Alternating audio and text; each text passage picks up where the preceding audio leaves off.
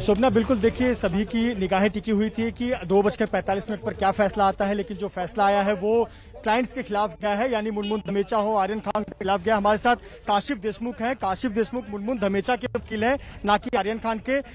मुनमुन धमेचा की तरफ से अपीयर किया था। काशिफ, हमें बताएं, आज 2:45 पर जब कोर्ट असेंबल हुआ, क्या कुछ हुआ कोर्ट में? देखिए, कोर्ट असेंबल हुआ और सबसे पहले उन्होंने हमारा जो तीनों का जो नंबर है वो कॉल आउट करके सिर्फ एक ऑपरेटिव ऑर्डर पास किया, वो है रिजेक्शन।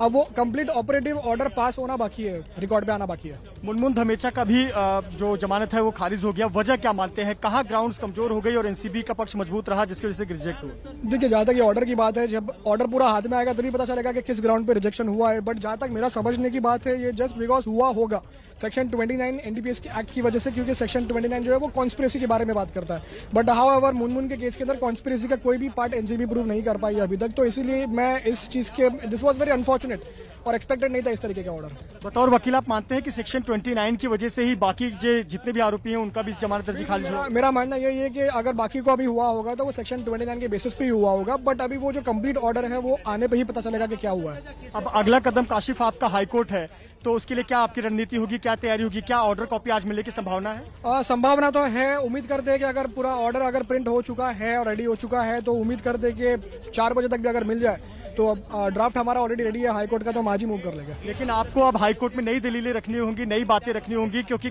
यहाँ जो ग्राउंड आपने रखी शायद उससे कन्विंस नहीं हुए जज, तो क्या नई बातें आप सामने रखेंगे? उसके लिए क्या तैयारी करेंगे? देखिए, दलीलें तो वही होगी, आर्ग्यूमेंट्स भी वही होगा, पेपर्स भी वही होंगे, पंचनामे की कॉपी भी वही होगी।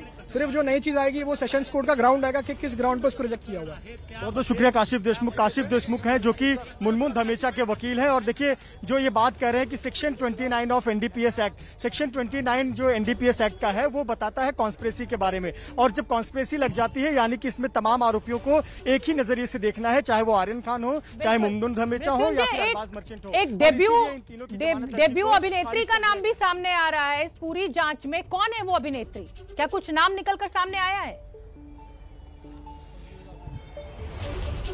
देखिए शोभना, बिल्कुल आपको बता दें कि इसका ये जो ग्राउंड है वो कहां से नाम निकल कर आया है। दरअसल एनसीबी के अधिकारियों ने कोर्ट में एक व्हाट्सएप चैट जो कि आर्यन खान की थी, वो व्हाट्सएप चैट को जमा किया था। उसमें आर्यन खान ने एक अभिनेत्री से चैट किया हुआ है। वो जो चैट है उसके बारे में, ड्रग्स के बारे में बातचीत हुई है।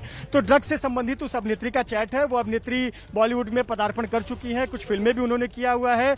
अभी हम उनका नाम जिक्र नहीं करना चाहिए क्योंकि अभी तक वो ऑन रिकॉर्ड किसी भी प्रकार से संदेह के घेरे में नहीं आई है, ना ही उन्हें एनसीबी ने समन किया, इसलिए उनका नाम लेना जल्दबाजी होगी। पर आपको बता दें कि वो बॉलीवुड की अभिनेत्री, उनके पिताजी भी एक्टर रह चुके हैं और फिलहाल उनका नाम नहीं लेंगे। पर व्हाट्सएप के जो चैट है वो व्हाट्सएप चैट के आधार पर उनका नाम सामने आया है। लेकिन ये भी स्पष्ट करना जरूरी है कि एनसीबी ने अब तक किसी भी प्रकार से उनका नाम बतौर आरोपी, बतौर संदिग्ध, बतौर इस मामले में कोई व्यक्ति किसी भी तरीके से अभी तक नाम नहीं लिया है। सिर्फ व्हाट्सएप चैट में जिक्र किया है कि आर्यन खान ने कई लोगों से चैट किए हैं, उसमें से एक अभिनेत्री के साथ भी चैट है जिसमें ड्रग्स जैसे शब्दों का इस्तेमाल है।